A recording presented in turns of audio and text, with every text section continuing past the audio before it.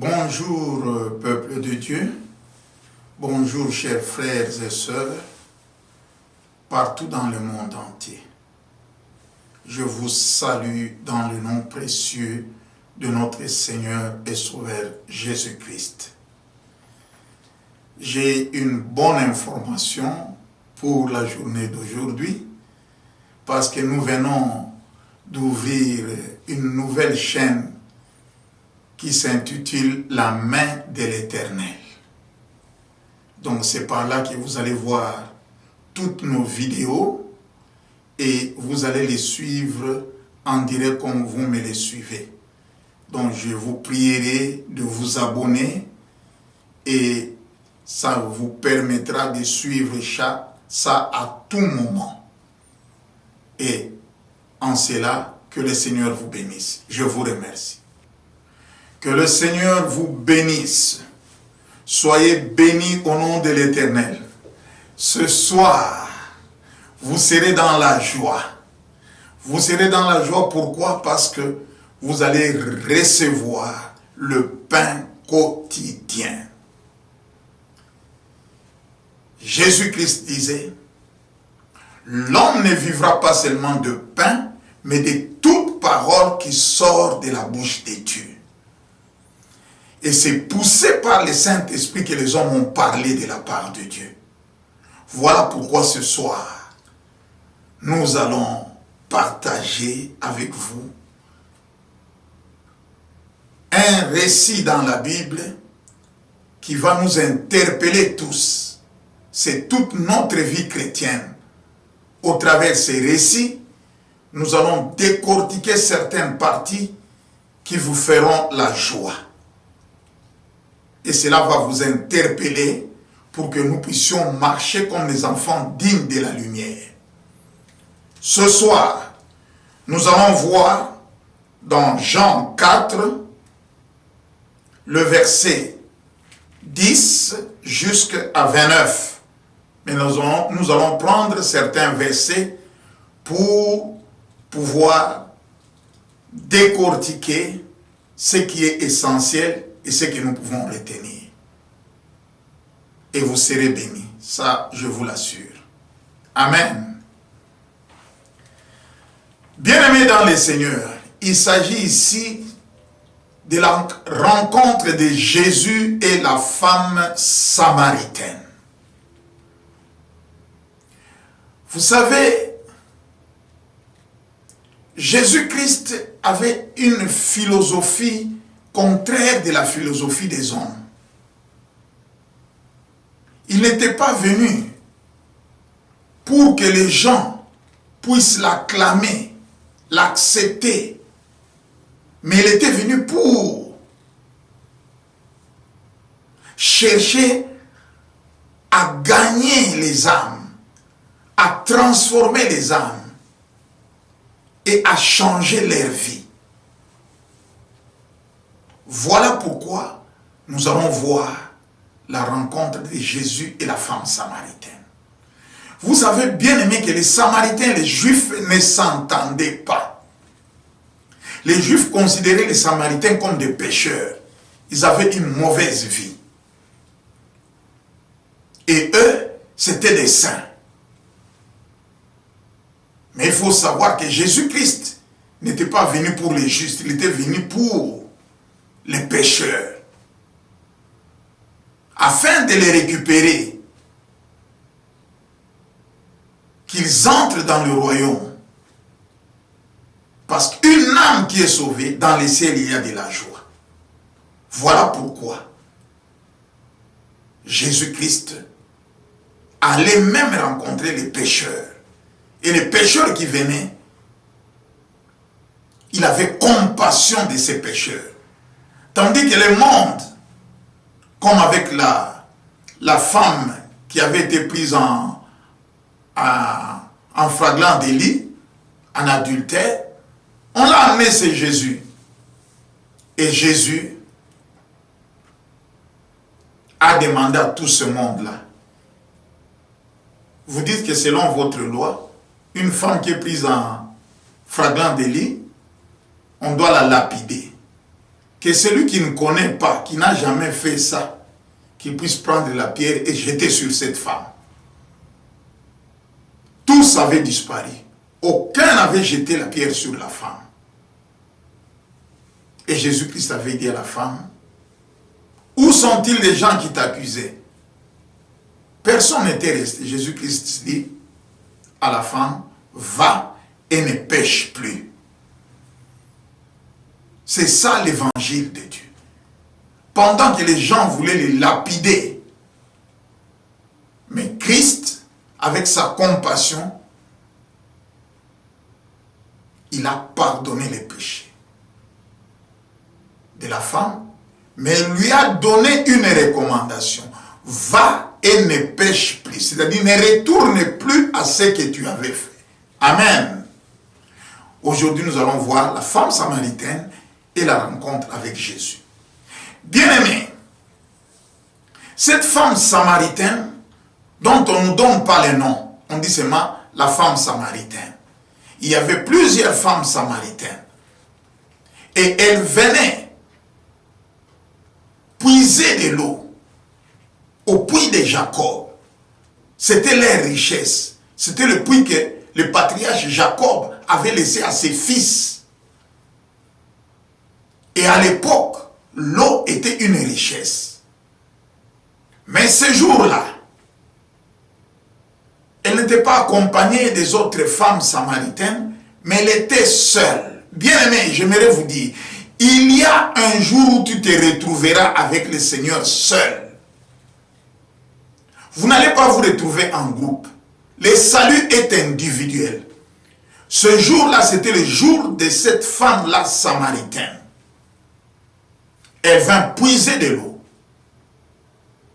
Et pendant ce temps-là, pendant qu'elle venait pour puiser de l'eau, Jésus était déjà avec ses disciples. Comme il allait de ville en ville prêcher la bonne nouvelle, ils sont arrivés au puits de Jacob. Comme ils étaient fatigués, Jésus devait se reposer, il s'était assis au puits de Jacob. Et ses disciples étaient allés à la ville pour aller chercher la nourriture. Alors, vint la femme samaritaine au puits. Il trouve quelqu'un assis là. Et bien aimé, vous savez, dans l'ancien temps, on pouvait reconnaître un juif ou un samaritain par l'accoutrement, la manière dont il s'habillait. Alors la femme a reconnu directement que c'était un juif. Jésus, voyant la femme s'approcher du puits, il demanda à la femme de lui donner de l'eau à boire. La femme s'était étonnée parce que la femme était ancrée dans leur coutume des Juifs et les Samaritains. Elle savait que les Juifs et les Samaritains ne s'entendent pas. Et par surcroît, elle avait grandi dans leur coutume. Elle devait respecter ça. Mais grand fut son étonnement, un Juif qui lui demande de l'eau à boire. Il dit, femme, donne-moi de l'eau à boire. Et la femme samaritaine lui répondit, comment toi, un Juif, peux-tu me demander à boire? Nous allons lire Jean chapitre 4, versets 10 à 29. Mais nous n'allons pas tout lire, nous allons épingler ça. Vous-même, vous allez lire à la maison. Le verset 10 nous dit ceci. Jésus répondit à la femme samaritaine. Si tu connaissais les dons de Dieu, et qui est celui qui te dit donne-moi à boire, tu lui aurais toi-même demandé à boire, et il t'aurait donné de l'eau vive. Le verset 11. Seigneur, lui dit la femme, tu n'as rien pour puiser, et le puits est profond. D'où aurais-tu donc cette eau vive? es-tu plus grand, le verset 12, es-tu plus grand que notre père Jacob, qui nous a donné ce puits et qui en a bu lui-même, ainsi que ses fils et ses troupeaux? Jésus lui répondit, quiconque boit de cette eau aura encore soif. Je m'arrête là. Bien-aimé dans le Seigneur, cette femme samaritaine qui est venue puiser de l'eau au puits de Jacob, qui était leur héritage, ce jour-là, elle était venue seule. Les autres femmes n'étaient pas venues avec elle. Vous savez, il y a toujours eu un jour où le Seigneur voudra te rencontrer. Et cette femme-là a eu grâce. Dieu lui a fait grâce pour qu'elle puisse venir au puits puiser de l'eau. Et quand elle est arrivée au puits, elle a trouvé Jésus qui était assis, fatigué de la marche, et ses disciples étaient allés en ville là-bas pour chercher de quoi manger. Et il y avait maintenant, c'était face à face, Jésus, Christ et la femme samaritaine. Bien-aimé, il y a un jour où vous serez face à face avec Jésus-Christ. C'est le cas de la femme samaritaine. Alors la femme samaritaine qui voit un juif, vous connaissez, l'accoutrement des juifs était différent de l'accoutrement des samaritains. Alors, voyant un juif assis, alors les juifs qui lui adressent la parole. Donc les juifs et les samaritains ne se parlaient pas, ils ne s'entendaient pas.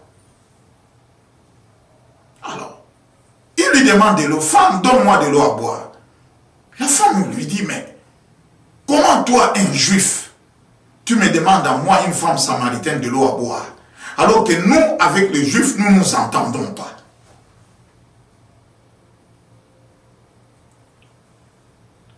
Et Jésus immédiatement lui a dit, femme, si tu connaissais celui qui te demande de l'eau à boire, tu lui aurais toi-même demandé de l'eau à boire, et l'eau qu'il te donnerait, ce ne serait pas l'eau du puits, mais ce serait l'eau vive. Parce qu'il y a une différence entre l'eau de puits et l'eau vive. Alors, ça a un peu tiqué la femme. La femme qui demande, mais toi qui n'as rien pour puiser, parce qu'ici au puits de Jacob, nous devons avoir soit les seaux, soit quoi, pour puiser et puis tirer de l'eau du puits et nous mettons dans nos calebasses.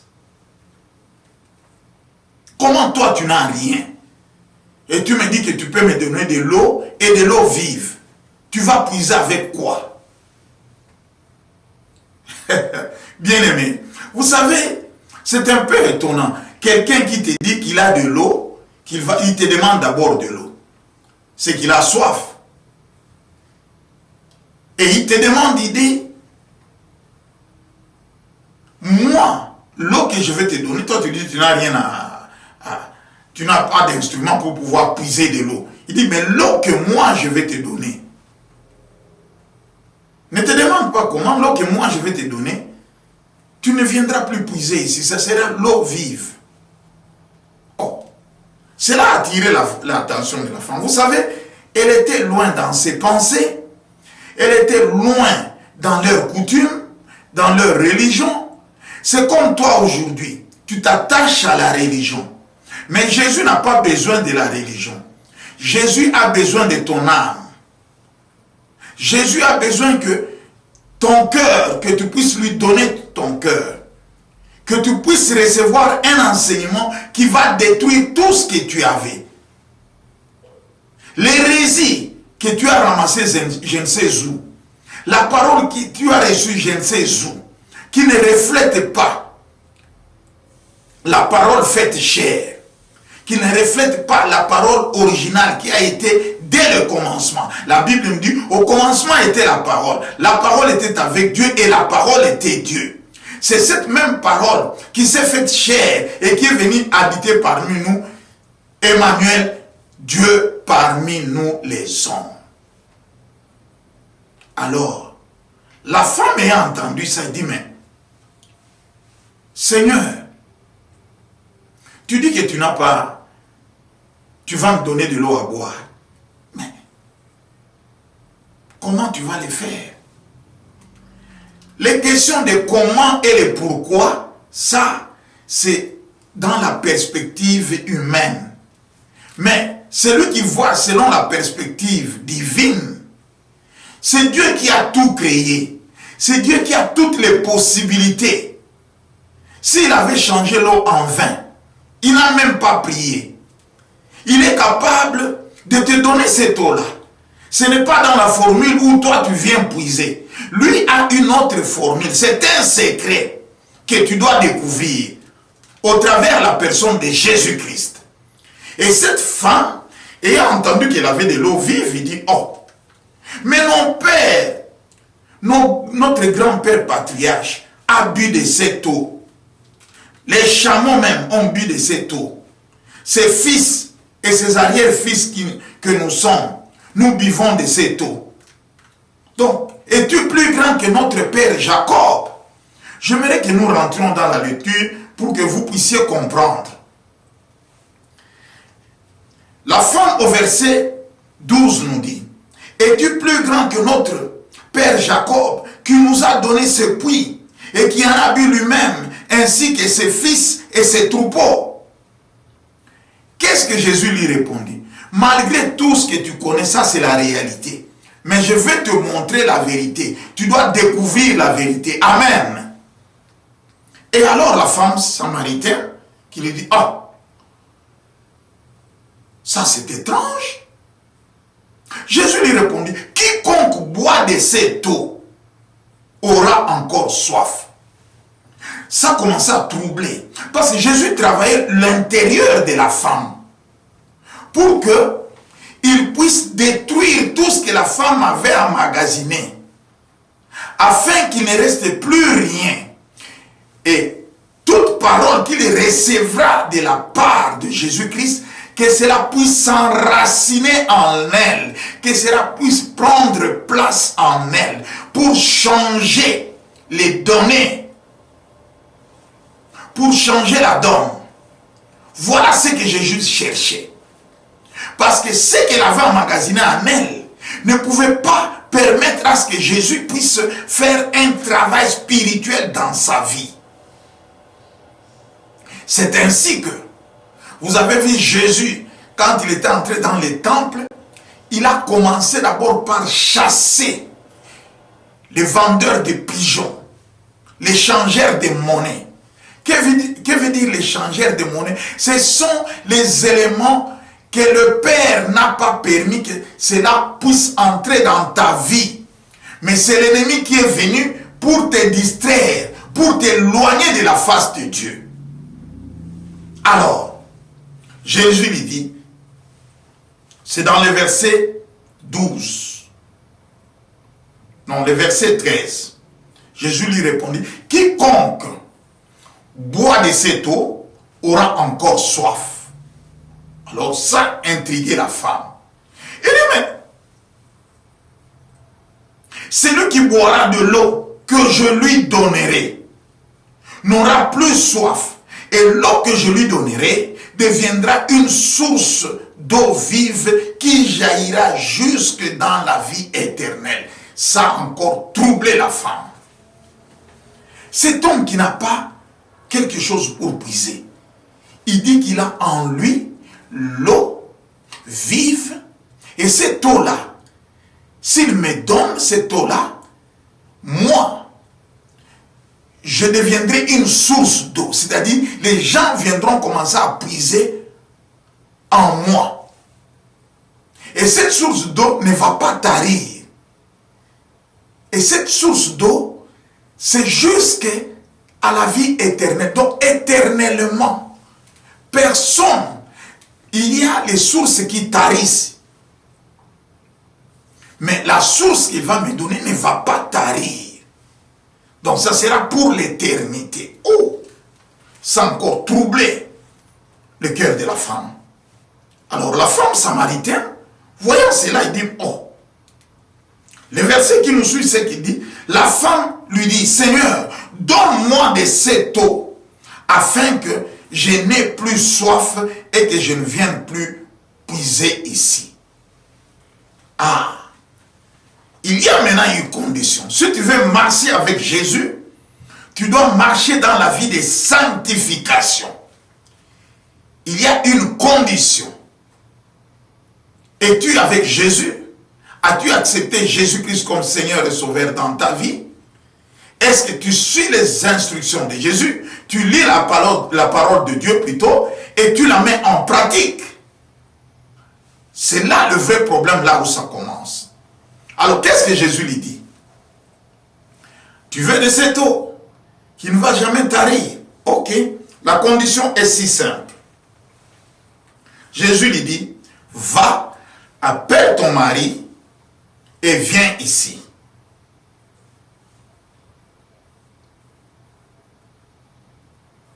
Alors c'était une équation. Pourquoi? Parce que la femme avait une vie qu'elle menait. Elle trouvait ça bon. Et quelle vie? Jésus, la femme lui répondit, je n'ai point de mari. Jésus dit, tu as raison de dire que tu n'as point de mari, car tu en as eu 5. Et celui que tu es avec maintenant n'est pas ton mari. En cela, tu as dit vrai. Seigneur, lui dit la femme, je vois que tu es prophète. Bien-aimé, c'est là la clé même de cette prédication. Jésus lui dit, femme, va, appelle ton mari et viens avec ton mari ici. La femme qui lui dit, Seigneur, je n'ai point de mari. Jésus lui a dit, tu as dit vrai. Mais tu en avais eu 5. À présent, celui avec qui tu es n'est pas ton mari.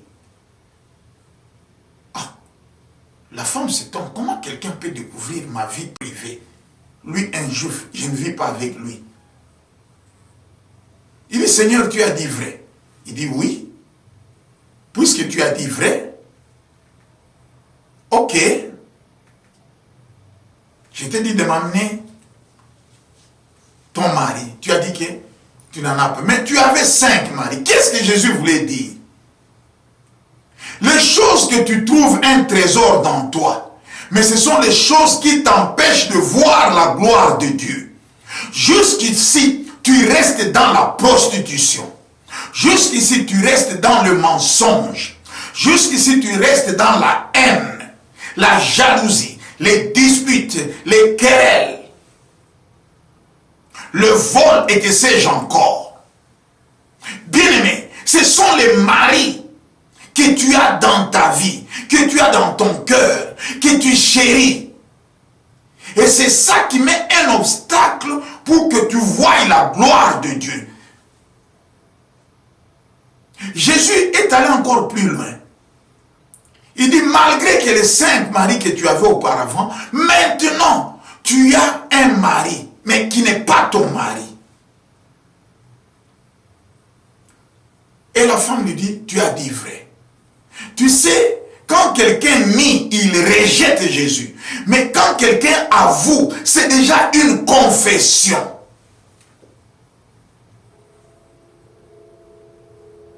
Et Jésus, ayant entendu cette femme dire que... Et la femme maintenant s'étonne, il dit, oh, Seigneur, lui dit la femme, je vois que tu es prophète. Mais la femme continue, puisqu'elle était dans la religion, il dit, nos pères ont adoré sur cette montagne. Et vous dites que le lieu où il faut adorer est à Jérusalem. Femme, lui dit Jésus, crois-moi, l'heure vient où ce ne sera ni sur cette montagne, ni à Jérusalem, que vous adorerez le Père. Vous adorez ce que vous ne connaissez pas. Nous adorons ce que nous connaissons, car le salut vient des Juifs. Mais l'heure vient, j'aime le verset 23, mais l'heure vient, et elle est déjà venue, où les vrais adorateurs adoreront le Père en esprit et en vérité, car ce sont là les adorateurs que le Père demande. Adorer le Père en esprit et en vérité. Bien-aimés,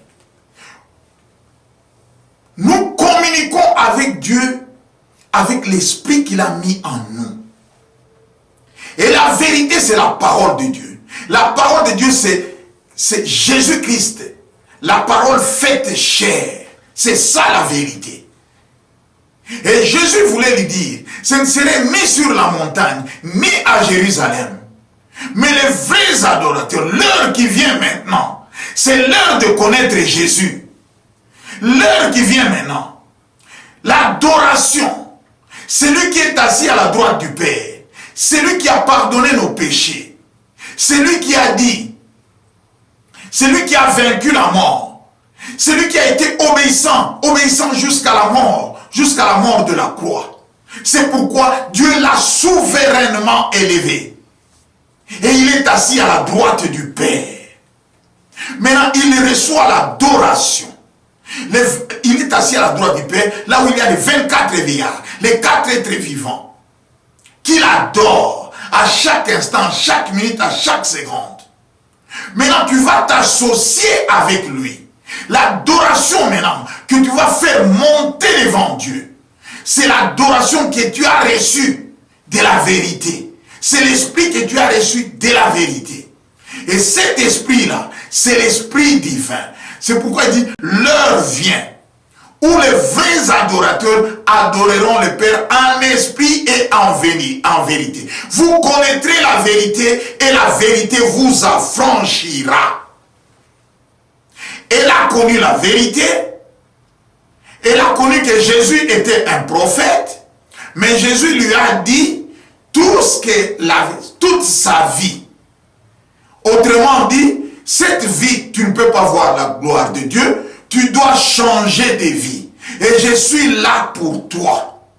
Si tu changes de vie, tu verras la différence entre l'eau de puits et l'eau vive que moi je vais te donner. Je suis venu avec de l'eau vive. Mais ouvre ton cœur. Accepte-moi. Accepte ce que je te dis. La parole est esprit et vie. La parole que je te donne apporte, réveille ton esprit. Sors ton esprit de l'ignorance. Sors ton esprit de l'hérésie, de tout ce que tu avais reçu. Nous et les Juifs, on ne s'entend pas. Je m'excuse. Nous et les Juifs, on ne s'entend pas. Mais moi, je viens te dire, l'heure où les vrais adorateurs adoreront le Père en esprit et en vérité, cette heure-là est venue où l'amour de Dieu qui entre dans ton cœur, tu ne vas plus distinguer pour dire que celui-là est juif, celui-là est samaritain. Alors cet amour de Dieu, c'est ce qui va déclencher quelque chose dans ton esprit pour que tu comprennes comment adorer Dieu. C'est l'amour de Dieu qui va t'amener à adorer Dieu selon la volonté de Dieu. Et cette femme, ayant entendu ça, elle fut troublée par la parole qu'elle avait reçue. La femme lui dit maintenant, oh, je sais que tu es le Messie qui doit venir. Non, il dit, je sais que le Messie doit venir. Celui qu'on appelle Christ. Quand il sera venu, il nous annoncera toutes choses. Voilà que la femme dans l'ignorance, elle confirme ce que Jésus avait dit. Autrement dit, ce que tu as dit est vrai. Mais elle ignorait encore que celui qui parlait avec elle était Christ. Maintenant, écoutez, c'est le Seigneur lui-même qui se révèle à la femme, il dit, Jésus lui dit, ça c'est le verset 26, je le suis, moi qui te parle. Jésus maintenant s'est révélé à la femme. Là-dessus arrivèrent les disciples. Vous savez, quand il y a une rencontre, quand Jésus veut te rencontrer, il va écarter tout le monde.